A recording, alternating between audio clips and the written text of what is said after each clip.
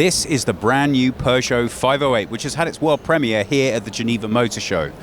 Now, if it looks like bits of it are a little familiar to you, that's because it's borrowed quite heavily, I think, from last year's Instinct concept. That was a shooting brake concept, and you can see through in the back how those styles have really impacted on this car. Now, a lot of people weren't particularly that impressed by the predecessor of the 508. One of the common criticisms that it came in for is it just didn't quite always work with the styling. Well, I think we can all agree that Peugeot have worked very hard to make sure that they've refreshed this car thoroughly. We take a look, even from the front, you can see that it's a much more stylish approach. This is a car making a statement of, come on now, it's time that we took on some bigger competition. And I think they're going to be gunning for the likes of the BMW 3 Series. You might think that's a bit ambitious, but when you compare pricing, I think it's going to come out really quite favourably.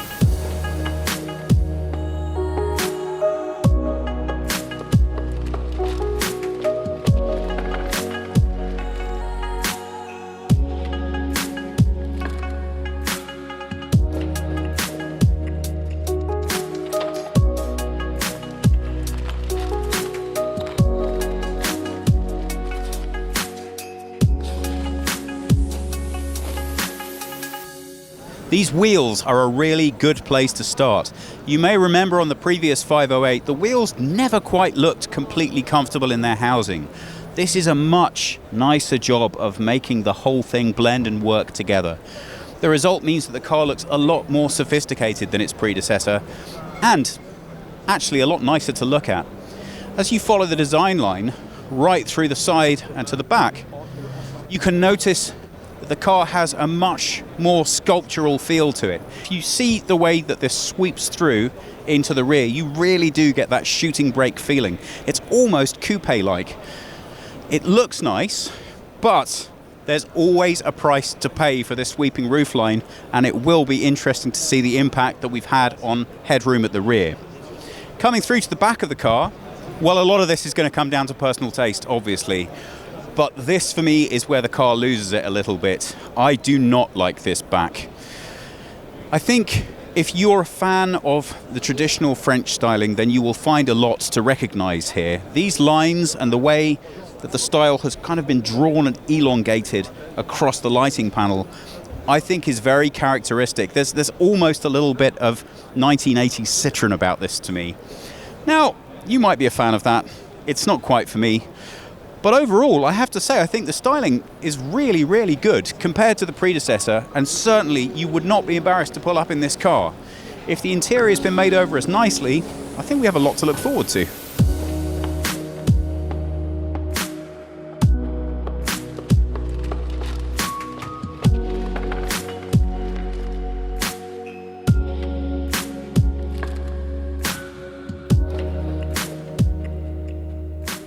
So we have a very interesting mix here of the old with the new. The new, I really like these frameless doors. That feels modern and stylish and minimal.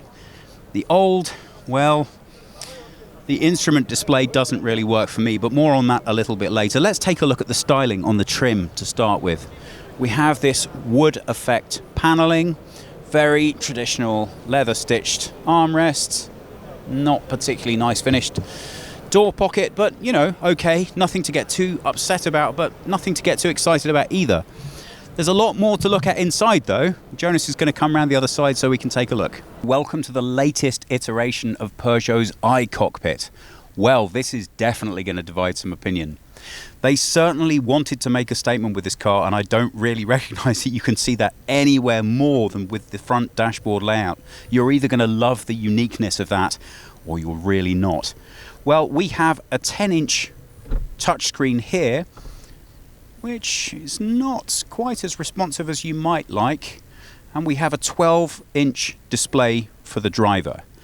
Now, I think what's going to divide opinion here will be that this might not look to everybody's taste, but I'm immediately thinking that the way these controls are laid out is actually very intuitive. You can reach for them very easily, rather than having to look down and grope amongst the controls for the thing that you're trying to affect. Whether or not, I mean, this is a display car. This is brand new and on the stand today, and it is being cleaned while we work. And already, I'm sure you can see in the camera, we have fingerprints all over this and a nice layer of dust that's been attracted to the screen and this flat shelf. So I think that really might look pretty rough after you've had the car for a few weeks. But functionality is always the most important feature. And I like the thinking here. I would like to try this while driving to see if it's as intuitive as it looks, but I bet you it does work really well. Now, slightly further down, we have a drive mode selector here. We have an automatic gearbox and pretty much exactly what you'd expect further back. The whole cabin feels a lot more refined than the predecessor, and it does deliver a lot more in the way of features than the car that it's replacing. As to whether or not you're going to go with the styling, I think that's going to be a very personal thing. But it is unique. It's very, very different to its competition, and I think that's going to appeal to a lot of people. Coming through to the back of the car, we really do have the opportunity to see how this headline is affecting our space.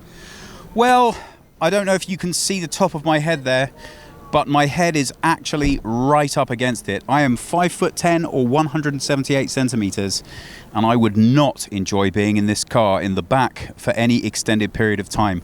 There is always a price to pay for that sloping roofline. If you're buying this car with a view for backseat passengers who are over, I would say 5'10" in height, make sure you try the back first. That said, it's actually a spacious and comfortable compartment in all other respects. Look at this fantastic amount of legroom that I have here. The seats are very firm and comfortable. I didn't mention while I was in the front, the seat is also very nice for the driver. Good viewing position on the road, holds you nice and firmly, and it's well made. We also have 2 USB charge points back here for your passengers to make sure their devices are kept charged, and the quality of finish actually feels really good. It looks like they've put an awful lot of effort into making sure that when you travel in this car, you understand that it is a nicely thought through piece of work. Well, this is what 437 litres of load space looks like. It's nicely delivered. As you can see, if you pan the camera around here, we have a slightly unusual position for the subwoofer. I'm assuming this is a subwoofer for the main compartment as opposed to a speaker for people that you actually put in the boot. But underneath, we can see that, hooray, we still have a spare tyre. And as much as it's the trend now to not fit cars with them, I always like to see it. So we've got plenty of room back here, and I really don't think that that's going to be a reason to not buy this car, not least because it's a huge improvement on its predecessor and it's very competitive with the other cars in this bracket. Will that be enough to convince people that this is something they want to give a go to? Well, maybe it will.